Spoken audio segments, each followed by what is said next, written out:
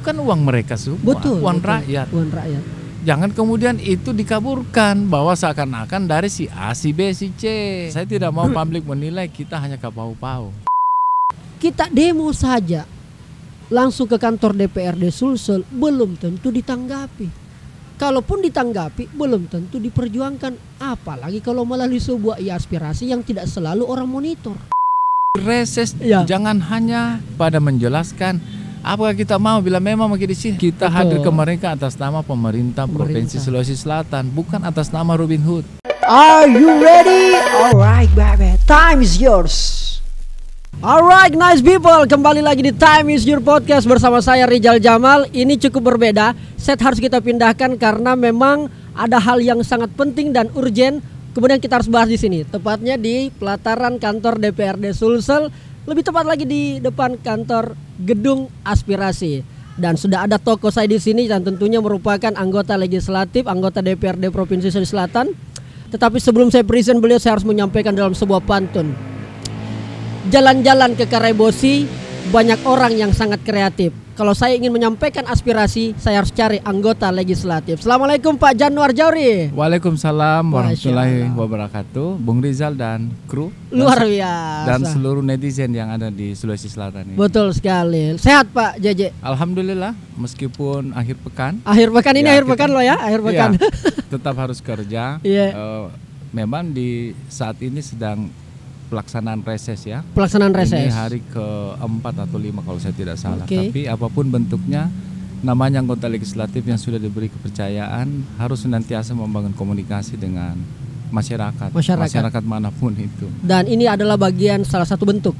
Ini bagian untuk menyampaikan beberapa kinerja lembaga ini, bukan hanya perspektif. Betul. Secara personal di Januar Jauri Darwis, tetapi mudah-mudahan apa yang saya sampaikan nantinya bisa membangun trust publik terhadap lembaga DPRD ini. Karena lembaga ini merupakan lembaga yang hanya dua menyelenggarakan pemerintahan daerah. Hanya dua? Kepala daerah dan DPR. Kepala daerah bukan dan main kuatnya posisi lembaga DPR ini.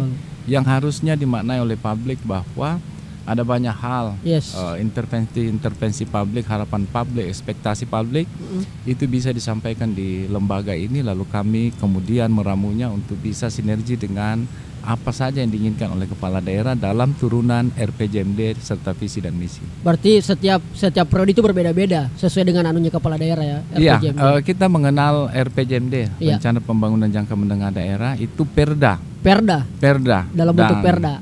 Setiap tahun ada indeks-indeks di dalamnya, bahwa indeks pendidikan, kesehatan, betul. Bahkan pendapatan per kapita, bahkan indeks lingkungan dan sebagainya, di mana program dan kegiatan setiap tahun harus terkonsolidasi secara presentasi untuk bisa mencapai indeks-indeks tersebut.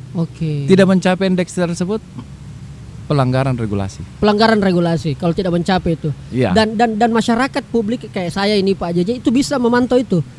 Mudah memonitor penyelenggaraan pemerintahan itu, masyarakat itu ada norma yang mengatur partisipasi masyarakat, mulai dari perencanaan, pelaksanaan, pengawasan. Semua masyarakat bisa terlibat. Cuma untuk dibuat simpel semua sehingga dihadirkanlah perwakilan mereka di lembaga DPRD. Di DPR yang berjumlah 85 orang. Terdiri dari 11 dapil kalau 11 dapil dan 85 orang, luar biasa. Pak JJ, saya agak sedikit ke personalnya Pak JJ dulu, Pak anggota legislatifku ini. Ini sudah periode keberapa Pak? Saya hampir 3 periode. Hampir 3 periode. Saya sempat 2009-2014, lalu 2014 sampai 2019 setengah periode di situ. Lalu alhamdulillah diberi lagi kepercayaan di pemilu 2019 ini, dan hari ini saya harus memberikan ukuran-ukuran kinerja terhadap 2,5 periode tersebut. 2,5 betul. Karena pasti orang melihat, karena sekarang kan eranya sudah sangat terbuka Pak JJ. Kita dulu kita hampir mungkin ketika ingin tahu apa kerjanya anggota legislatif itu ya betul-betul ketika dia turun. Hari ini tanpa dia turun pun bisa kita pantau. Seharusnya publik bisa memantau itu. Pak JJ, ini saya mau ngomong soal kita kan DPRD DPR itu identik sekali dengan tempat menyuarakan aspirasi. Pak Januar Jauri ini adalah akomodator kepentingan milenial, ibu-ibu, para pekerja yang lain dan sebagainya. Nah, selama ini seperti apa sebenarnya mengukur bahwa anggota legislatif itu betul-betul menyuarakan aspirasi masyarakat? Apa indikator penilaiannya, Pak Januar? Nah, itu yang harus kita kembali dulu ke prinsip dasar, bahwa dasar hukum tugas dan fungsi DPR itu kan ada 3. Ada 3. Kalau tidak salah ada di pasal berapa itu Undang-Undang 23 tahun 2014. Yang pertama lagi-lagi legislasi. Legislasi itu yang pertama memang. Pertama itu. Perundang-undangan ya? Iya. Yang kedua anggaran. Budgeting ya. Yang ketiga pengawasan. Oke. Tetapi dalam tradisi-tradisi yang berkembang, sepertinya lingkungan-lingkungan lebih tertarik ketika bicara soal anggaran. Ya kan seperti itu. Padahal legislasi inilah wadah untuk memuat aspirasi-aspirasi tersebut. Legislasi adalah proses membuat produk perundang-undangan daerah, proses membuat produk hukum daerah, konstitusi daerah. Jadi aspirasi dituangkan dalam bentuk produk hukum. Perda. Legislasi merupakan proses pembentukan produk hukum daerah yang di dalamnya termuat kewajiban pemerintah dan hak rakyat.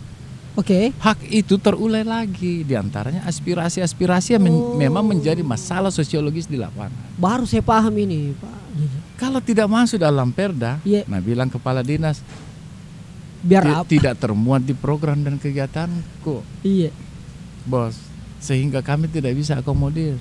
Nah kalau sudah termuat, siapa yang bisa cabut? Itu pertanyaannya. Ada uang, tidak ada uang, wajib dilaksanakan. Sehingga beberapa program dan kegiatan itu harus pindah tahun. Hanya untuk meyakini bahwa ada kesiapan anggaran untuk itu. Contoh misalnya revitalisasi pembangunan Stadion Matuangin ya. Matuangin yang kontroversi. Stadionku. Ya, itu sejak tahun 2020 kalau saya tidak salah sudah masuk norma kegiatannya itu di Perda APBD. Perda APBD, Perda ya. Perda.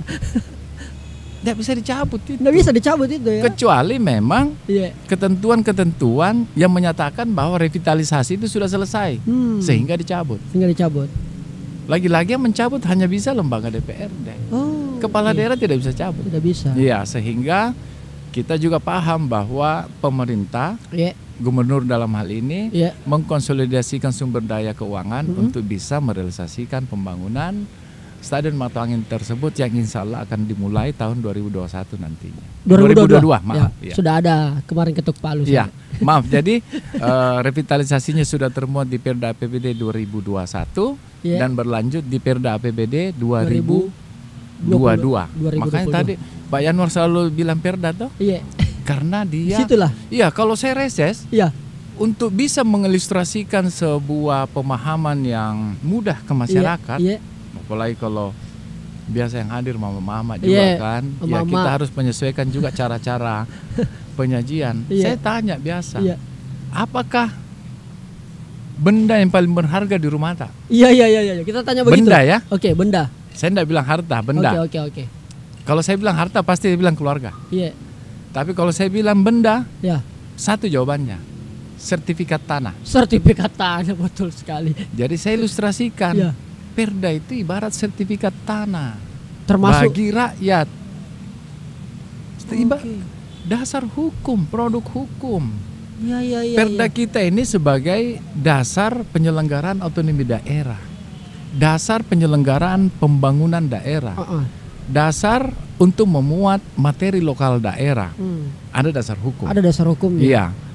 Namanya dasar hukum itu mengikat para pihak. Para pihak di sini ya pemerintah dan rakyat. Rakyat harus mengerti bahwa hak-haknya sudah termuat di Perda sehingga bisa dimaklumi beberapa aspirasi-aspirasi yang sifatnya spontanitas misalnya. Itu tidak serta-merta langsung di follow up oleh pemerintah. Karena ada mekanisme-mekanisme untuk bisa memasukkan masalah-masalah yang diaspirasikan oleh demonstran-demonstran tersebut. Berarti ada proses pencocokan dulu ketika ada aspirasi masuk. Tidak langsung serta-merta. Besok kita selesaikan. Tidak bisa. Tidak bisa begitu. Tidak bisa. Kecuali.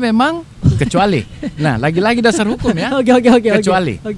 Kecuali memang di Perda APBD tahun 2021 21 misalnya, atau Perda tentang kepemudaan, bahwa ada kewajiban pemerintah yang belum terlaksana di salah satu norma pasal tersebut. Itu wajib untuk segera diselesaikan, ditunaikan. Karena bisa, ada dasar hukumnya, ada dasarnya, ada norma di pasal tersebut. Inilah yang kemudian Pak Januar Jauri, kebanyakan para masyarakat dalam hal ini yang kita menyampaikan aspirasi tidak diketahui. Kita itu pengennya kalau kita berdemonstrasi misalnya, kita sudah berbicara demonstrasi, kan aspirasi ini mungkin ada dalam bentuk tertulis, ada RDP, ada yang memang di Jalan Urip pinggir yang biasa, termasuk di gedung ini biasa diterima. Itu kan langsung di kepalanya, kalau bisa dalam waktu sesingkat-singkatnya langsung mau dieksekusi, bahkan kalau tidak mereka pantau betul. Nah ternyata ada mekanisme tertentu, pencocokan program dulu. Bahkan dalam mekanisme perencanaan itu, misalnya saja apa yang diaspirasikan itu belum termuat di dalam sebuah perda yang sedang berjalan. Biasanya yang sedang berjalan itu APBD. Perda-perda lainnya yang sejumlah 125 kalau tidak salah. 125. Yang masih existing di Sulawesi Selatan itu sifatnya permanen jangka panjang. Tetapi perda-perda APBD itu biasanya dalam per tahun. Nah kalau dia tidak termuat di perda tahun berjalan tersebut, aspirasi ini kita tampung untuk bisa dimasukkan di dalam perda APBD tahun berikutnya. Nah yang perlu diketahui bahwa untuk memasukkan itu kan semua perencanaan. Ada mekanisme. Ada mekanismenya. Lagi-lagi keterlibatan publik ada di situ. Karena dimensi perencanaan itu melibatkan teknokrasi, politik, partisipasi, atas ke bawah ya. Bawah ke atas, bottom up, nasional dan global. Ada 7 komponen pendekatannya. Yang salah kemudian kalau ruang-ruang tersebut dan tahapan tersebut tidak dibuka untuk keterlibatan publik. Publik punya hak untuk terlibat dalam semua perencanaan pemerintah. Itu sudah diatur dalam undang-undang juga. Nah, kalau berbicara publik lagi ini Pak JJ, apakah publik tahu yang tadi Pak JJ sampaikan ini? Seharusnya tahu. Tahu. Tetapi ini kelihatan memang masih sangat minim sosialisasi. Minim sosialisasi. Padahal rumus-rumus dalam mekanisme pembentukan perundang-undangan, mulai dari penyusunan, perencanaan, pembahasan, penetapan, pengundangan, dan yang terakhir penyebarluasan.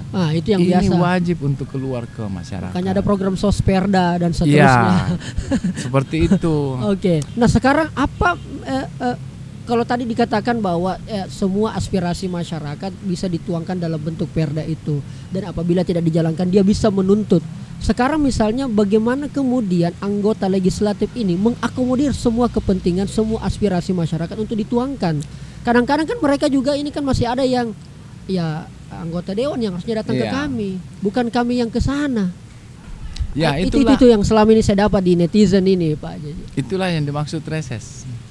Itu temu konstituen, bersilaturahmi, tetapi reses jangan hanya rigid kepada menjelaskan apakah kita mau bila memang mau di sini, tidak bisa begitu. Saya berapa kali dapat statement itu dari beberapa oknum anggota legislatif. Tidak bisa seperti sampaikan Miki.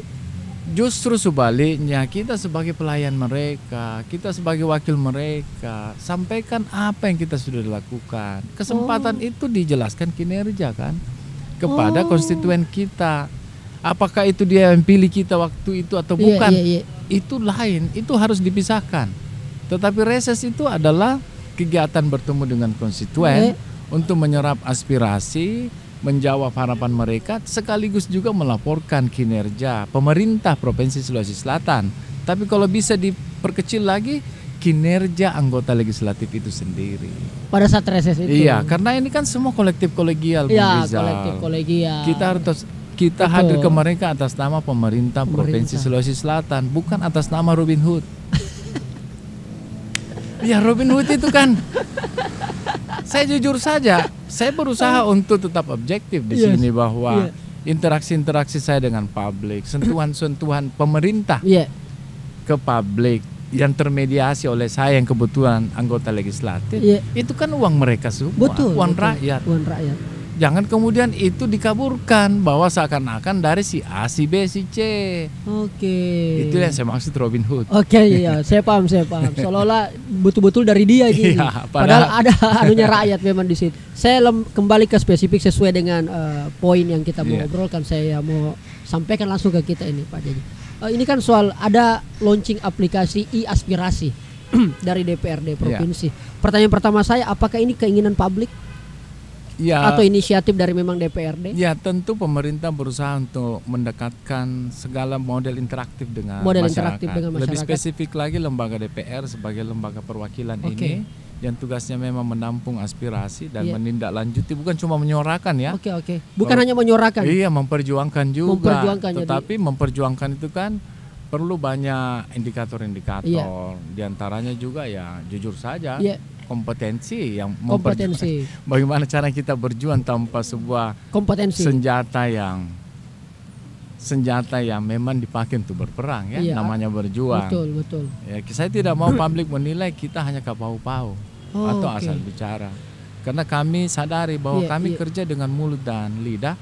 Mulut yang menyampaikan informasi yang jujur, objektif, ada dasar hukum, memuat masalah sosiologis, filosofis dan yuridis.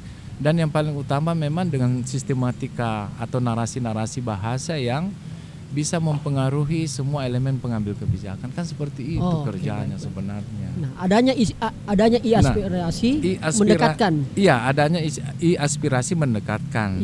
Namun saja banyak sekali teori-teori konvensional yang ada di jalan tersebut itu harus bisa didekatkan dengan aplikasi tersebut.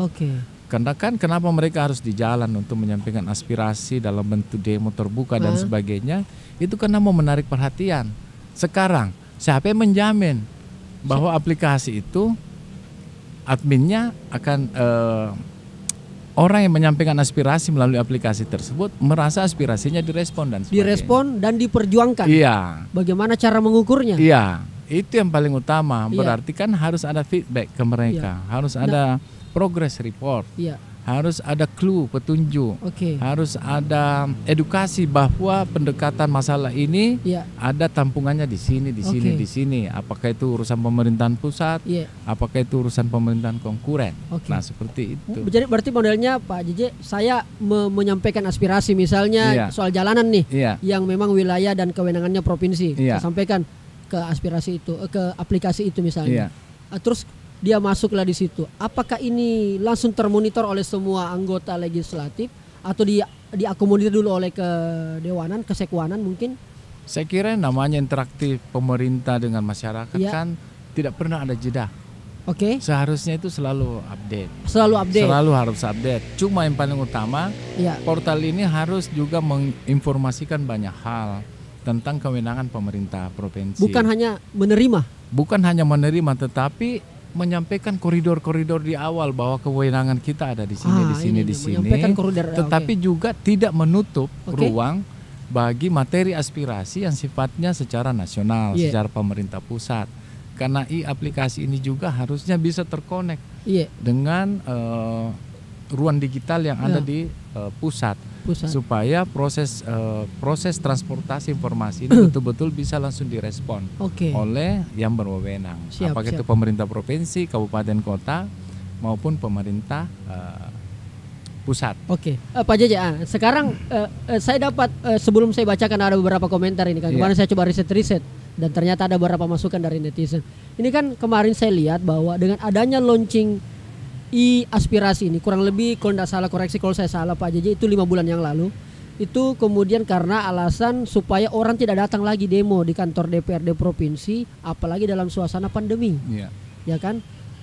Akhirnya ada yang komen, Pak JJ, netizen, kita demo saja langsung ke kantor DPRD Sulsel belum tentu ditanggapi. Kalaupun ditanggapi belum tentu diperjuangkan, apalagi kalau melalui sebuah aspirasi yang tidak selalu orang monitor. Itu gimana itu Pak JJ? Nah, itulah tadi di awal saya sudah jelaskan harus ada progress report. Harus ada sebuah koridor-koridor yang bisa meng-guidance para aspirator-aspirator ini untuk bagaimana caranya dia paham bahwa semua yang dia sampaikan itu dihargai. Ditanggapi, bahkan dilaporkan. Harus seperti itu. Siapa yang punya wewenang menentukan itu, Pak? Admin daripada aspirasi ini harusnya melibatkan banyak elemen. Utamanya pihak-pihak perencana yang mengetahui informasi banyak di multisektor, multibidang. yang bisa langsung merespon dan mengelompokkan seperti apa model aspirasi ini untuk ditempatkan di mana. Supaya dari situ mereka bisa langsung mencocokkan dengan regulasi yang ada saat itu untuk bisa, kalau bisa langsung direspon saat itu langsung direspon. Sudah terjawab di Perda nomor ini. Sudah terjawab di program dan kegiatan APBD tahun 2000 sekian. Ada di sini. Masalahnya memang karena keterbatasan anggaran sehingga kami berharap kegiatan ini sudah bisa lagi menyentuh di wilayah kita di tahun anggaran di masa yang akan datang. Kan bisa seperti itu. Aspirasi ini akan berjalan di tahun 2022 ini. Iya, namanya aplikasi seperti itu sudah melekat di lembaga DPRD ini. Nah, cuman bagaimana kita juga harus berpikir supaya aplikasi ini betul-betul bisa bermanfaat buat masyarakat. Harusnya begitu. Iya. Wajib itu Pak. Bukan berarti langsung men-stop yang konvensional. Jadi dua-dua jalan. Dua-dua jalan. Untuk tetapi dua-dua juga harus direspon. Supaya nanti masyarakat melihat bahwa ruang-ruang mereka selalu terbuka. Semua dihargai. Bahkan ini menandakan bahwa pemerintah sangat meletakkan bahwa masyarakat dan publik bagian dari penyelenggaraan pemerintahan. Nah ini ada juga yang masuk ini Pak Jeje soal bagaimana kemudian ketika kita tahu bahwa provinsi juga itu punya aplikasi yang untuk menyampaikan aspirasi, namanya Baruga, I-Baruga Sulsel. Itu saya lihat tidak jalan lagi Pak Jeje. Apakah aspirasi ini muncul karena melihat yang provinsi tidak jalan, makanya DPRD berinisiatif buat ini? Bisa jadi ada dua pendekatan di sini ya. Karena yang satu fleksibel, yang satu rigid. Jadi begini. Kalau bicara soal organisasi perangkat daerah ya, itu rata-rata mereka memang mengadopsi perintah perundang-undangan yang sifatnya mandatori, atribusi dan delegasi. 3 hal itu. Nah, sementara lembaga DPR itu lebih banyak di 2 hal. Rencana pembangunan daerah dan muatan lokal. Ini kan 2 hal yang yang saya rasa tampungannya agak berbeda sehingga sekali. Wajar kalau di pihak pemerintah daerah juga membuat layanan yang sama, sementara di lembaga DPR juga membuat layanan yang sama. Tapi saya rasa kalau bicara soal regulasi-regulasi yang menampung aspirasi tersebut, di sini yang lebih tepat. Di sini lebih tepat. Karena di sinilah pembuat produk hukum daerah. Berarti kita nantikan dan mengawasi produk hukum daerah. Sekarang lagi pertanyaannya, apakah itu produk hukum daerah? Panjang ini, Bung Rijal. Tidak mampu diselesaikan. Produk hukum daerah itu peraturan dan penetapan. Kita bicara peraturan, ada peraturan daerah, peraturan kepala daerah, peraturan DPR. 3. Sementara kita bicara penetapan, ada keputusan kepala daerah, putusan DPR, putusan pimpinan DPR. Nah, ini yang terakhir, putusan Badan Kehormatan DPR. Jadi ada 4 sifatnya penetapan, ada 3 sifatnya peraturan daerah. Dan itulah menjadi produk hukum. Ya, itulah yang menjadi formasi produk hukum daerah yang disingkat PHD. Dan perlu ditahu yang dijelaskan tadi Pak Jeje semua itu adalah dari Wanta. Ya kan Pak Jeje? Dan yang paling tinggi itu bukan uangnya yang Robin Hood. Dan yang paling tinggi lagi-lagi Perda. Kan dasarnya kepala daerah menjalankan pemerintahan 2 Ji. Yang pertama perintah undang-undang yang lebih tinggi, yang kedua lagi-lagi Perda. Kita aja di sini yang tidak mau melevelkan kewenangan itu dengan kepala daerah. Berarti kalau untuk soal aspirasi tetap akan dibuka karena itu model pendekatan kekinian. Harus lebih di-improvement lagi. Konvensional juga tetap. Dan apapun bentuknya karena ini lembaga publik, ini lembaga perwakilan. Satu hal yang perlu dijaga, mau sekreatif apapun kita mendekatkan pelayanan, bangun trust mereka, bangun kepercayaan. Itu yang paling masyarakat ke kita ini. Apalagi lembaga sekelas ini DPR, karena kalau kemarin saya dapat informasi berita tahun 2020 itu untuk skala nasional DPR itu termasuk lembaga yang kurang dipercaya oleh masyarakat. Nah, itu karena kita sendiri yang tidak mau menyampaikan kinerja kita. Nah, itu persoalannya di anggotanya. Melalui podcastnya Bung Rijal ini. Dan kru, tentu lembaga ini berharap banyak untuk bisa termediasi ke publik, ke netizen, ruang digital. Karena saya mau bilang apa ya?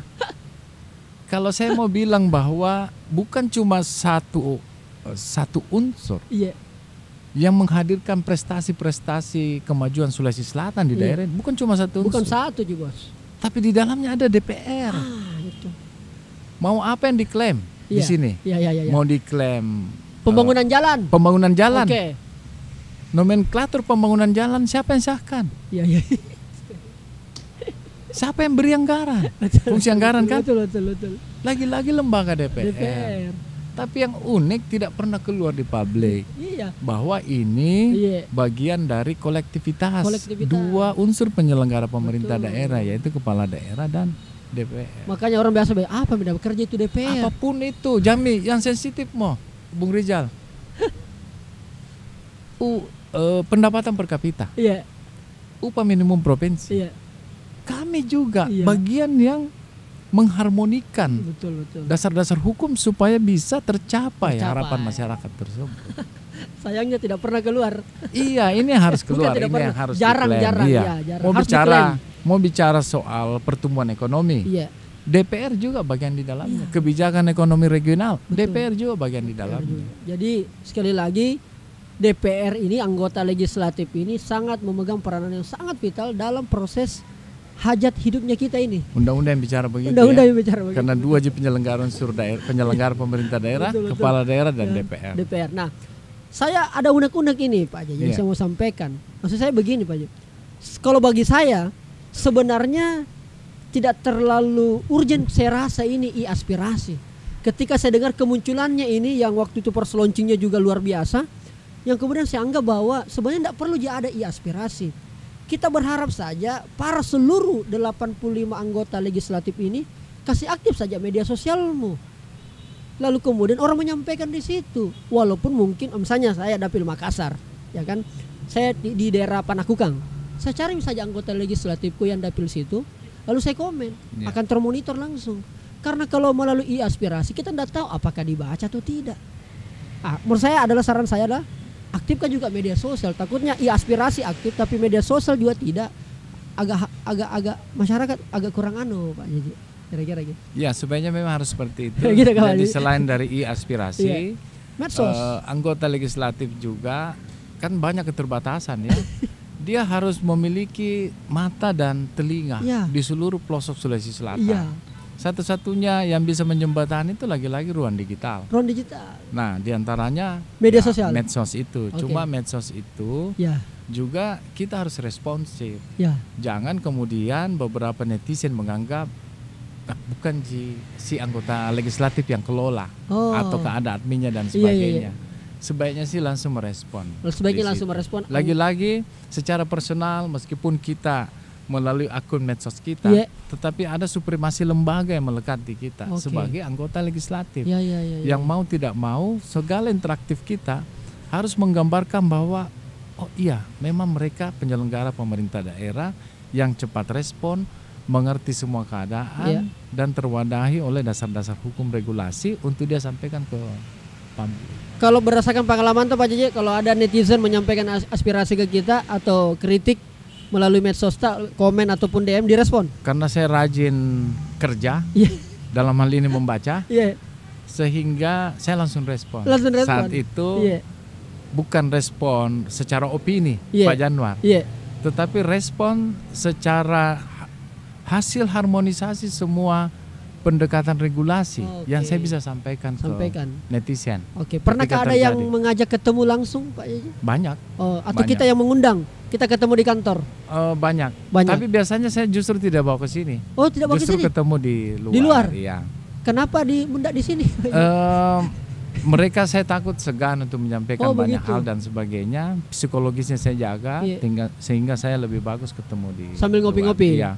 Tetapi lagi-lagi itu tidak banyak karena saya cukup banyak merespon interaktif di media sosial. Di media sosial. Iya. Seandainya mungkin saya kaku, itu mungkin mereka yang akan temui saya di sini. Tetapi mungkin karena cukup puas dengan apa yang saya jelaskan, sehingga mereka menganggap bahwa penjelasan itu sudah cukup bagi kebutuhan informasi bagi mereka. Luar biasa. Terakhir ini Pak Jaji, kalau ada yang Pak Jaji ingin sampaikan kepada demonstran yang biasa demo di luar ini, apa sebenarnya yang perlu mereka persiapkan?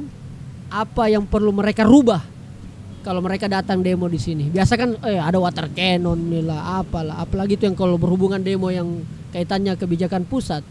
Kita tahu nagapa batunya di sini. Itu kayak apa yang kita mau sampaikan para demonstran ini supaya para demonstran dengar ini, Pak? Kita berharap bahwa aspirasi sudah ada, silahkan disampaikan di situ.